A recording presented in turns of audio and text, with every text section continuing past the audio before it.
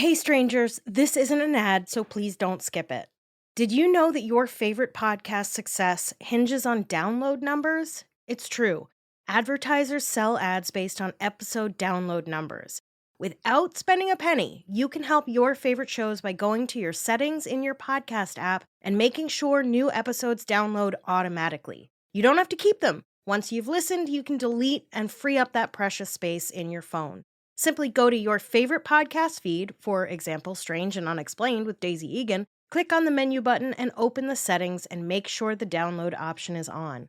Subscribing also helps. You don't even ever have to listen, though I hope you do.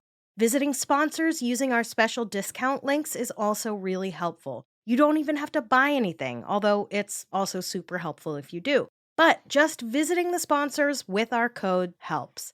Lastly, leaving a quick review and giving us 5 stars is a huge help. The more and better ratings a show has, the more likely they'll show up in the recommendation lists. It costs money to make these shows. Research, editing, hosting, advertising, everything adds up. So that's just a few quick and free ways you can support your favorite shows and your favorite podcasters and keep getting the content you love.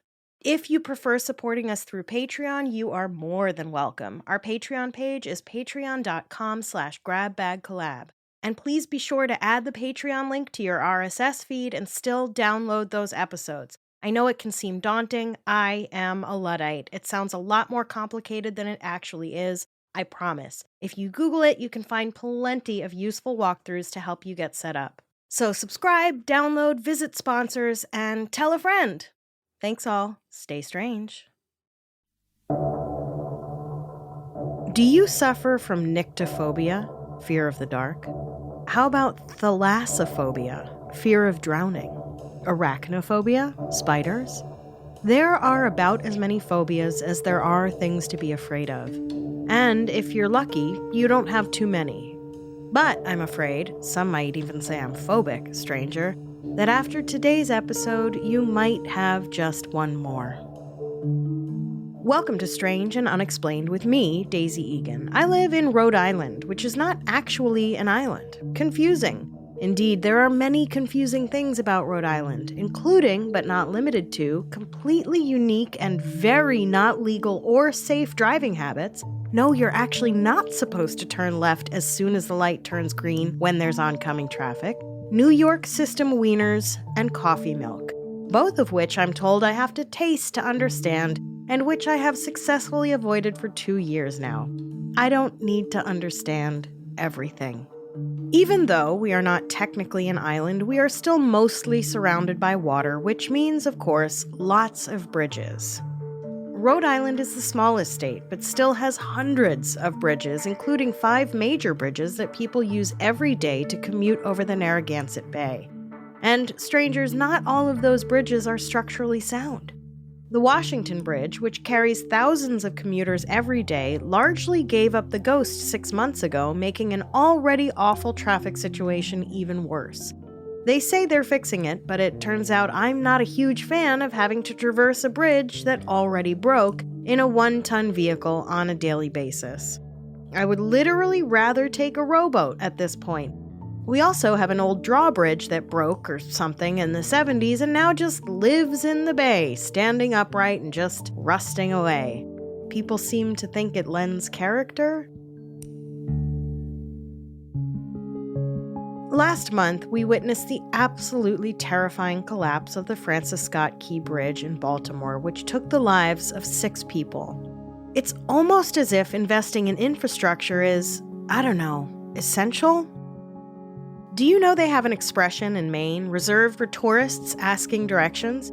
You can't get there from here. Sorry. Obviously, they just want to keep all the lobsters to themselves because, as we all know, you can get almost anywhere from here, wherever here may be. But in the inimitable words of Dr. Ian Malcolm, your scientists were so preoccupied with whether or not they could, they didn't stop to think if they should. If the good goddess above wanted us to cross that body of water, she would have put a land strait there. Unfortunately, though, unless we want to swim across all of that water or take our chances in little boats, bridges are the best way we have figured out to cross bodies of water, giving us an advantage over, say, a chicken trying to cross a road, Or a person in a homemade dinghy who has to travel 5 miles downstream just to cross 10 feet of water. Just imagine if there'd been a bridge across the Delaware when Washington led his troops across to fight the Redcoats. As it was, the other side had plenty of warning, just sitting there, waiting for him to get there in his little boat. Bridges are a marvel of engineering, when engineered correctly, that is. A bridge represents humankind's ingenuity and imagination, as well as our insistence on looking at obstacles and being like, "Psh, I can conquer that." Plus, there really are some that are beautiful to look at. The Golden Gate Bridge, for example, that seemingly rises from the water and ascends into that famous San Francisco fog. Or the gorgeous brick structures that hold up the iconic Brooklyn Bridge. I myself enjoy a stroll across the Brooklyn Bridge on one of those exceedingly rare nice days in New York City, watching busy lives bustle over it, thinking of the generations of New Yorkers who have set foot on that bridge, and trying not to think of Woody Allen. The Charles Bridge in Prague, with its Gothic statues and cobblestones, took 45 years to build and has been around for over 625 years. The Menai Bridge in Wales is thought to be the first major suspension bridge ever built back in 1826, which is remarkable when you remember that they didn't even have calculators back then. Each of these bridges, and so many others the world over, are extraordinary feats of gravity-defying stability that have revolutionized the way humans travel and move goods around. We humans are determined problem solvers and obstacle removers. Where a body of water blocks our way, we build a bridge. Even if said body of water is nearly 5 miles across and 49 fathoms deep. The Mackinac Bridge is one of the longest bridges in the world. It spans the Mackinac Straits, which connects Lake Huron and Lake Michigan, effectively marrying the upper and lower parts of the Michigan Peninsula. Before the bridge was ever conceived, the Algonquin people, who predated and were ultimately, displaced by, European colonizers, set up summer trading posts at what they called Michilimackinac, or Place of the Great Turtle, probably because Mackinac Island is shaped like a big old turtle. Seasonally, the Algonquins would conduct trade and handle business while socializing with others from far away. Following the colonial rise to power and the systemic murder and marginalization of the Algonquins, the area remained an important trading hub.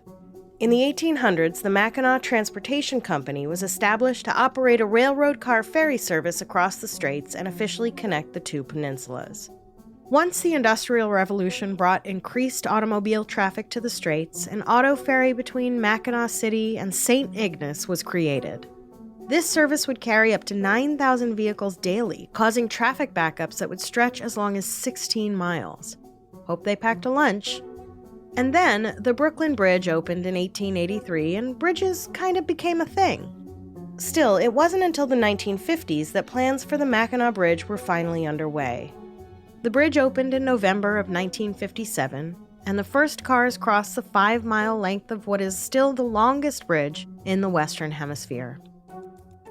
Have you ever been to Michigan in late September? I haven't. Though I did spend a few weeks in February in Detroit once, a mistake I do not intend to duplicate. Ice knives from the sky, stranger. Ice knives.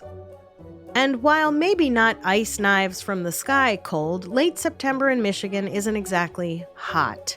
While Rhode Islanders are still sunning themselves on the local beaches by day and sleeping at night with their window ACs blasting directly at their underwear-clad bodies, temperatures in Michigan might drop to a chilly 50 degrees, especially as evening comes on. And with this colder weather and the threat of the snowy season beginning just around the corner in October, come high winds and ice. According to the Mackinac Bridge Authority, the Mackinac Bridge, called by locals Big Mac or Mighty Mac, rises 552 feet above the water. At that height, ice on the bridge is inevitable. Big Mac closes at least once a year due to falling ice from the bridge towers. According to science, bridges freeze faster because of the air circulation around the top and bottom. They don't have any earth or rock insulating their underside, so the air around them cools faster.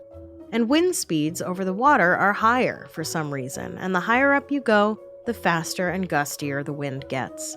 So yeah, again, Michigan, cold and windy. So windy. How windy is it, you ask? Windy enough, perhaps, to blow a car right off the bridge.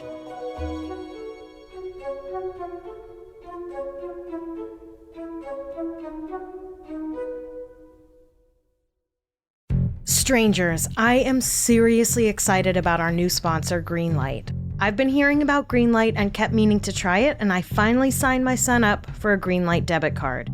One thing I'm learning in therapy is never read the comment section of anything ever. Another thing I'm learning in therapy is the fewer back and forths you can have with your kid about things like chores and allowance, the better. You don't want to have to nag your kid every Sunday to do the vacuuming. That's why lists posted up where your kid can easily see them and setting up clear and responsible systems around allowance and finances is so important. With the Greenlight app and their very own debit card, kids can learn about financial wellness and responsibility through actually managing their finances. So, we can transfer his weekly allowance into his Greenlight account and he can see what he has and budget for the things he wants, like that anime app he keeps bugging me about. I wish I had had something like this at his age. I'm 44 and just learning how to budget. It's not fun. But with Greenlight, my kid can learn about budgeting, prioritizing his spending, and he can even learn about investing. There's a chores feature so he can be reminded without us nagging him, and we can add bonus chores tied to bonus allowance. I am almost 100% sure that when he actually sees his balance go up when he does a bonus chore, he'll be mowing the lawn, scrubbing the toilet, and emptying the garbage every day. Sign up for Greenlight today and get your first month free when you go to greenlight.com/strange. That's greenlight.com/strange to try Greenlight for free. Greenlight.com/strange. This message is sponsored by Greenlight.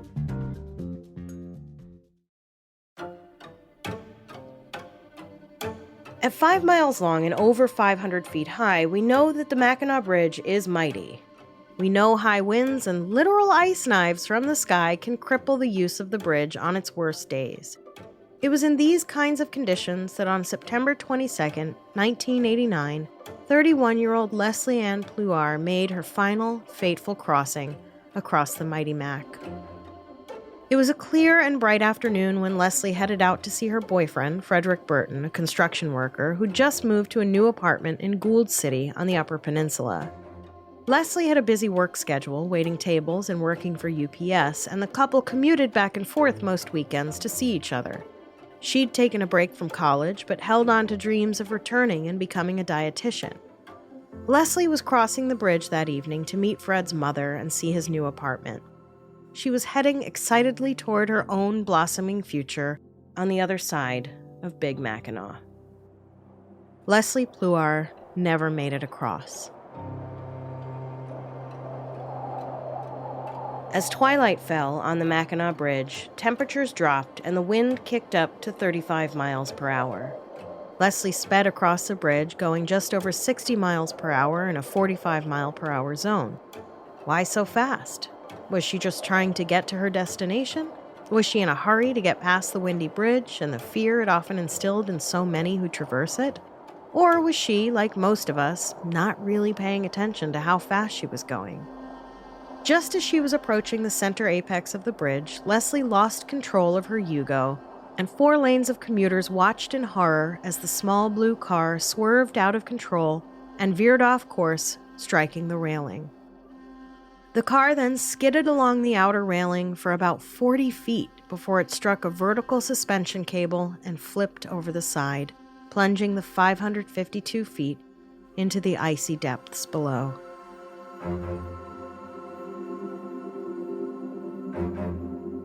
Listen, I saw someone trip and fall recently, and when I tell you the way I ran toward them to help, you'd think they were on fire. I can't even begin to imagine what I would have done if I'd been witness to this horrific accident. Like, what do you do? What can you do? It took the search team 4 days to finally locate Leslie's car. The search and rescue team had to use sonar to discover the vehicle perched on a ledge about 150 feet below the surface of the straits, which is strange because if they knew where the car went over, wouldn't it just kind of be below that point?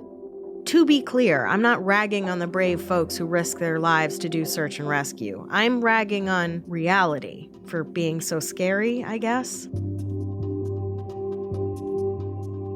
The harrowing recovery effort took days and would reveal a disturbing story about Leslie's final moments. An autopsy revealed the grisly fact that Leslie was likely alive when her car hit the water.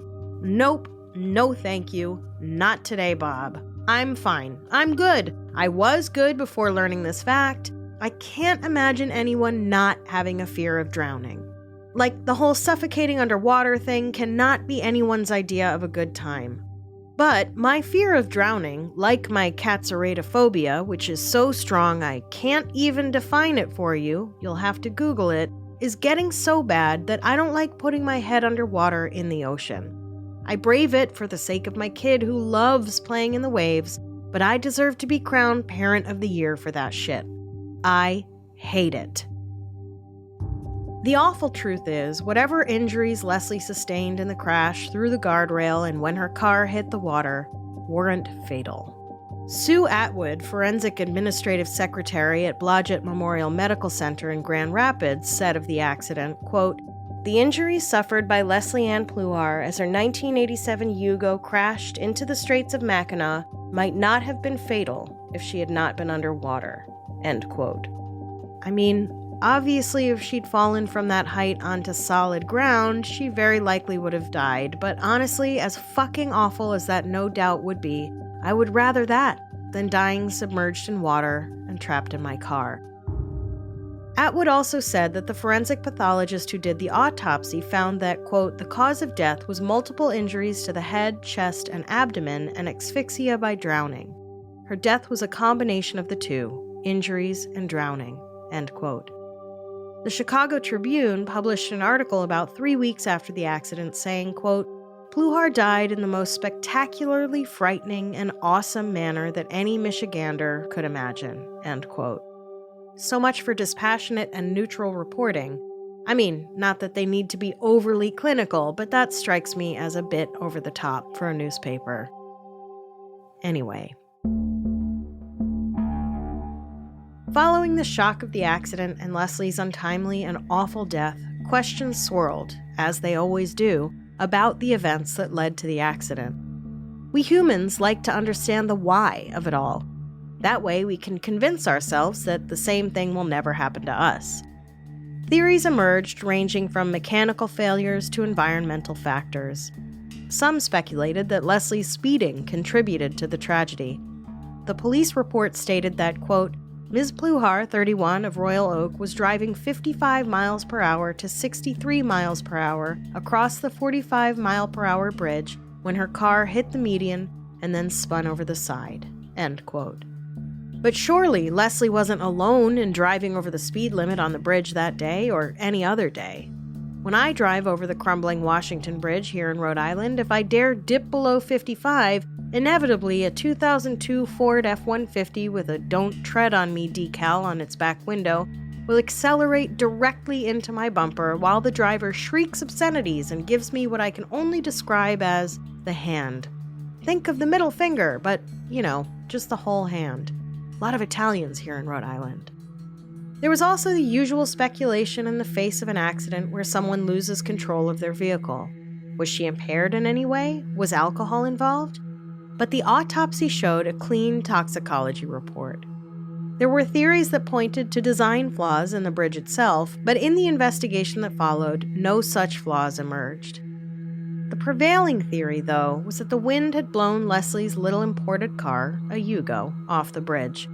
A chilling thought that struck fear into the hearts of Michigan's upper and lower Mackinac commuters. For the record, the Yugo, which someone wrote a whole book about titled The Yugo, The Rise and Fall of the Worst Car in History, was a tiny roller skate of a car weighing just over 2,000 pounds max. For reference, my Prius weighs somewhere around 3,000 pounds, except now I'm putting rocks in my trunk to weigh that shit down even more. The Chicago Tribune reported, quote, "In 64 million crossings over the last 32 years, No one had ever driven off the bridge, not until Leslie Ann Pluhar did it 11 days ago as twilight fell on the gusty, rainy Friday evening of September 22nd. End quote. As investigations unfolded, the community anxiously awaited some kind of explanation that might ease this new fear they probably never considered before. Leslie's family wanted answers and accountability. But the truth remained elusive until, eventually, in their official report, the Bridge Authority and investigators roundly refuted the wind theory, saying however popular an idea it was, it simply could not be true. Basically, because they said so.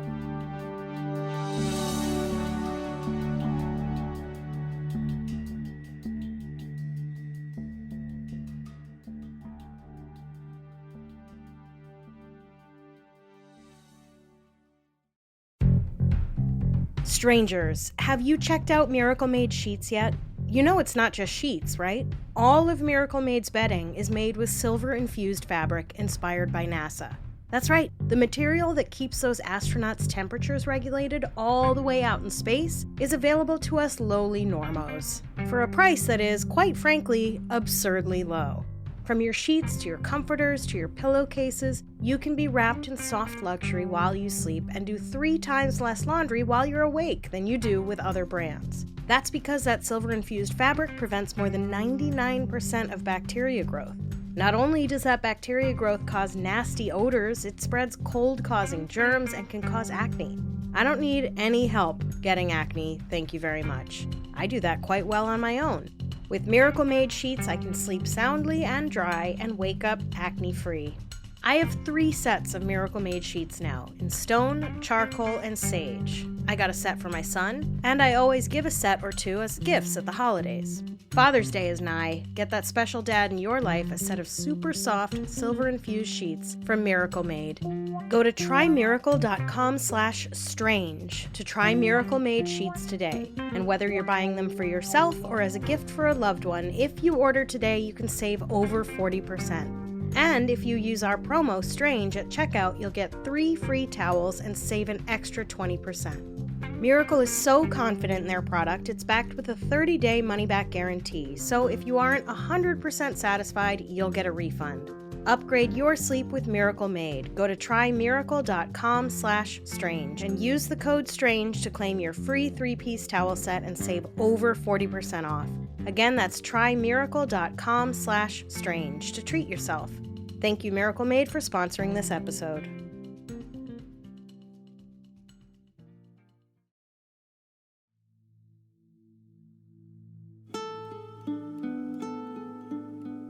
An article titled "Accident Report Claims Ms. Pluhar Was Speeding," published in the Argus Press in November shortly after the accident, reported, quote, "In several ways, the report's findings contradict witness accounts about high wind conditions and Ms. Pluhar's speed," end quote. The problem was, aside from the idea that going a few miles over the speed limit could cause such a catastrophic crash, authorities couldn't come up with a better idea, attracting the criticism of local representatives who sought hard explanations for this seemingly inexplicable tragedy. According to the article in the Argus Press, Representative Bart Stupak, a member of the House Transportation Committee, said, quote, "We're still caught with the idea of why did the car lose control to begin with," end quote. And Tom Green, not Canadian actor and Drew Barrymore's ex-husband Tom Green, Chief of Staff for Senator Richard Fessler, said, quote, "This report says nothing at all. There are no conclusions at all. Nothing along the lines of, don't do this because it might happen to you. Some people would say they're trying to put the blame on her for speeding. Everybody speeds. Even the governor's car speeds," end quote. Well, okay, but just because everyone speeds doesn't mean that in this one instance, the person speeding didn't run into the exact right conditions to lead to her car being picked up like it was a Hot Wheels. And also, which is it? Is it that the report has no conclusions at all? Or is it that they're trying to blame her for speeding? Because it can't be both.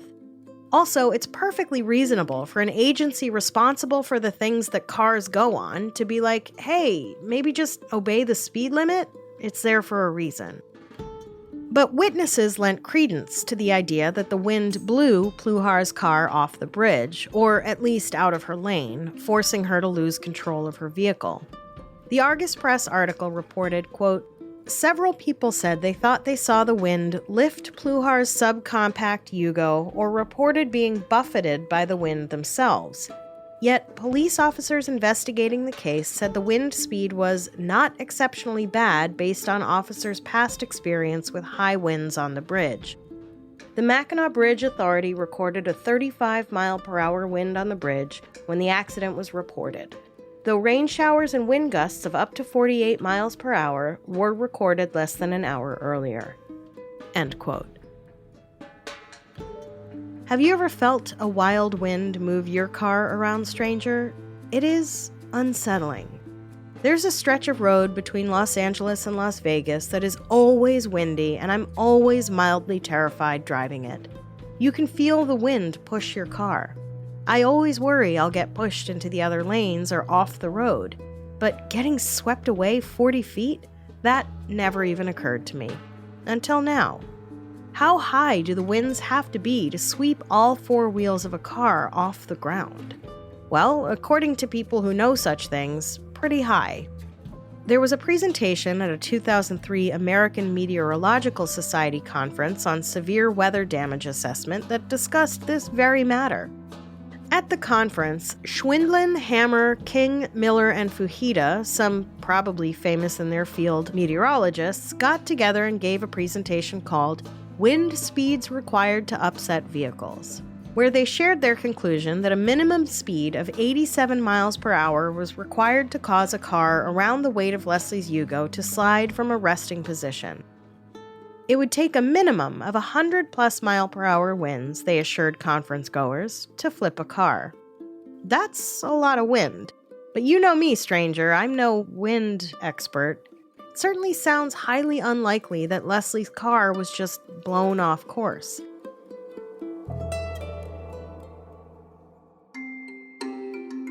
In a blog entry titled Mackinac Machinations for his blog Peace of Mindful, Mark Tokarski noted that the stretch of bridge Leslie's car got swept off of isn't asphalt like most of the rest of the bridge, but rather steel grates that, quote, allow for the bridge itself to weigh less and to be less affected by resonant wind stresses, end quote, which I think is just an overly complicated way of saying it helps the bridge not sway too much in the wind. Some have wondered if Leslie felt the wind kick up on the bridge and panicked, stopping her car over the steel grate lanes where a strong updraft of wind picked her car up and threw it over the bridge into the water.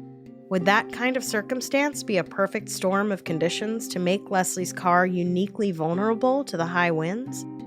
Regardless, no witnesses saw Leslie stop at any point on her journey over the bridge, and while that is a vivid theory, it is, unfortunately, just that. No updraft would be strong enough to lift a car, even a Yugo, let alone one with a person and her luggage inside of it. Don't take my word for it, just refer back to the fascinating findings of meteorology supergroup Schwindlin, Hammer, King, Miller, and Fujita. And what about motorcycles? I imagine that there are a few crazy committed bikers who might ride in the less than hospitable seasons in Michigan. Bikers are rebels, after all. You can't tame them. The average motorcycle weighs about 600 pounds, so less than 1/3 the weight of the Yugo Leslie drove. There is no official record that I could find of how many motorcycles traverse Big Mac in September or any other month, but I did see some TripAdvisor warnings suggesting that the high winds are intense on a motorcycle. So, if the wind never blew any motorcycles off the bridge, how could it have taken Leslie's car? Well, where there is a mystery, stranger, there will be wild speculation. The steel grate/wind gust theory isn't even the most far-fetched idea about what happened that day to Leslie Pluhar. Mark Tokarski speculated in Mackinac Machinations, quote, maybe Pluhar didn't drive north that Friday afternoon. Maybe she is still alive and under a new identity. Maybe she turned over her Yugo for someone to smash up and dump off a barge right under the bridge. Maybe the witnesses were shills. Maybe the officials handling the case were cherry-picked from around the state because they would cooperate with a hoax. Maybe the bridge authority allowed the scam, so long as their bridge did not get scraped up too much. Maybe the family played along with the charade, took the modest payout, and got on with their lives as quietly as they could. End quote. Okay, sure, Mark. Why not? Oh, wait, I'll tell you why not. Because they found her body. Granted, her body had somehow gotten free of the car at some point and was found even deeper down on the river floor, but still, there was no denying it was her body. I mean, can we do a little better with our half-baked conspiracy theories, please? And maybe let's not implicate the heartbroken family of the victim while we're at it. Or maybe it was aliens! Just kidding, it wasn't aliens. And it probably also wasn't an elaborate hoax or conspiracy, unless Mark Tokarski knows something I don't. Was Leslie some kind of spy? Informant? A mafia stool pigeon? Was she on the run? Escaping an ominous pursuer with ill intent? Why would people go along with some random woman's scheme to disappear herself? Surely in the ensuing 30-plus years, someone would have come forward and admitted to being part of the conspiracy. Sadly, all these theories and speculation have led us no closer to the truth. The worst part of that is the lack of closure for Leslie's family. Following the accident, Leslie's family did what any grief-stricken family would do and retained a lawyer, suing the state of Michigan, the Michigan Department of Transportation, the Mackinac Bridge Authority, the New York architectural firm that designed the bridge, and Hugo for wrongful death. Listen, we all know that money won't bring back a dead loved one. Money can't buy happiness. But it can buy a lot of ice cream and vodka, and more importantly, therapy, to deal with the grief. The defendants insisted that the freak accident was somehow Leslie's fault and had no chance of being repeated. Nevertheless, the state settled out of court in 1994, citing mounting costs as the reason for ending the suit. Or is that just what they want you to believe? That's the thing about having money, though. You can pretty much buy your way out of whatever jam you've gotten yourself into. So, while the defense held fast to their claim that no responsibility fell at their feet, they did acknowledge, at least through their settlement, that their 6,000-page report could not fully explain just what happened. But don't worry, folks, it couldn't possibly ever happen again. The money the Pluhar family received was surely cold comfort to them after losing their daughter. And what about Fred? Leslie's boyfriend, with whom she'd been discussing marriage, didn't just lose her. But according to the Violent Ends podcast, Fred's own mother died of a heart attack just 4 days after Leslie's accident. Fred's world was turned completely upside down in a matter of less than a week. But, stranger, despite the officials' insistence that this was a freak accident that wouldn't ever happen again, it's possible that only 3 years after the Pluhar family was awarded their settlement, it did happen again.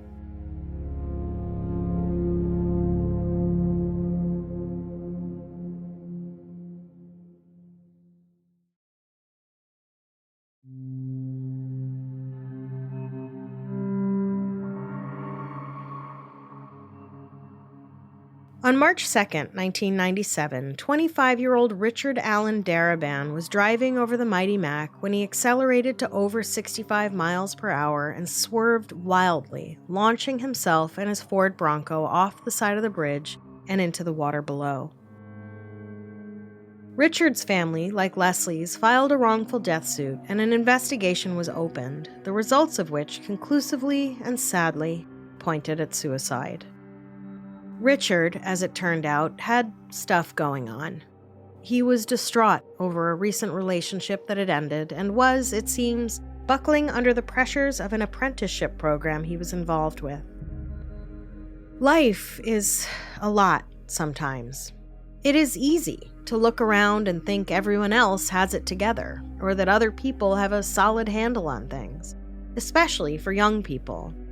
But I can attest, the older I get, the more I know that most days life is just controlled chaos, and we are all just doing the best we can. No matter who and where you are, life can be overwhelming. It can be so overwhelming to some of us that we think it would be better to just press the eject button. It is heartbreaking to think that a decision made in a split second could end things for one person forever, while simultaneously creating a never-ending source of anguish for others. But when you are in the throes of an existential crisis, one thing that is very hard to come by is perspective. Whatever Richard Darabin was thinking that day as he ascended the Mackinac Bridge, he probably didn't have a whole lot of perspective as his foot pressed down on the gas pedal. According to an article in the Chicago Tribune, quote, State Police Colonel Michael Robinson said investigators could find no other explanation for why Darabin was traveling 20 miles per hour over the speed limit, then suddenly turned hard to the right, skidded along the bridge rail, and pitched over the side, end quote. There was no evidence of the brakes being applied. A toxicology report was negative for drugs and alcohol. Richard's family was understandably devastated and incredulous. They disputed the ruling, stating there was no way he would do such a thing. After all, hadn't we seen this kind of thing before with Leslie Pluhar? But what family wants to believe their beloved child would willingly drive off a bridge? The court disagreed with their claims of negligent bridge maintenance and circumstantial danger and declared that Richard Darabin had driven off the bridge intentionally. There would be no satisfaction of any kind for his family.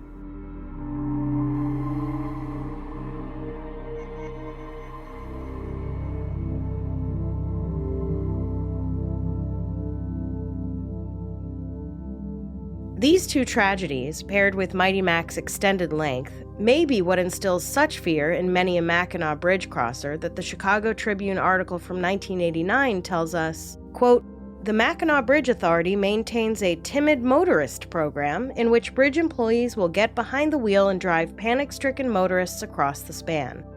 Last year, some 400 motorists availed themselves of this service, end quote. The service continues to this day. And to be honest, if I was crossing that bridge, I would take them up on it. Not just because I'm a scaredy cat, but because that is just too good an opportunity to miss a nap.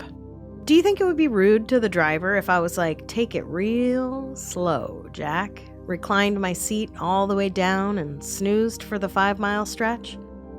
Despite the fact that a program like this is basically a municipal acknowledgement of how intimidating Big Mac can be, and in spite of the still unexplained nature of Leslie Pluhar's accident, according to the Mackinac Bridge Authority's website, motorists have absolutely nothing to fear. Their old mantra is still the company line.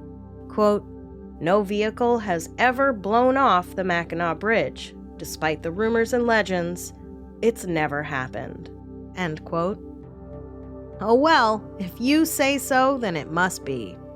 I don't know, stranger. Somehow I'm not so convinced. My kid says he definitely did not eat that gallon of Warwick ice cream death by chocolate, and that's definitely not why he threw up all over the place. But, the evidence sure seems to say otherwise.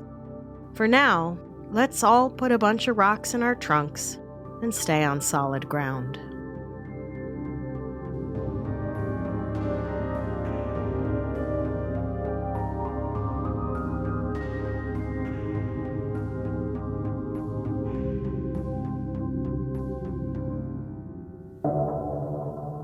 Next time on Strange and Unexplained, is it any wonder that a site of unspeakable violence and death is still teeming with the souls of those who lost their lives in the battle there? Are the ghosts of Gettysburg doomed to wander that hallowed ground forever? Strange and Unexplained is a production of Three Goose Entertainment with help from Grab Bag Collab. This episode was written by Eve Kerrigan and me.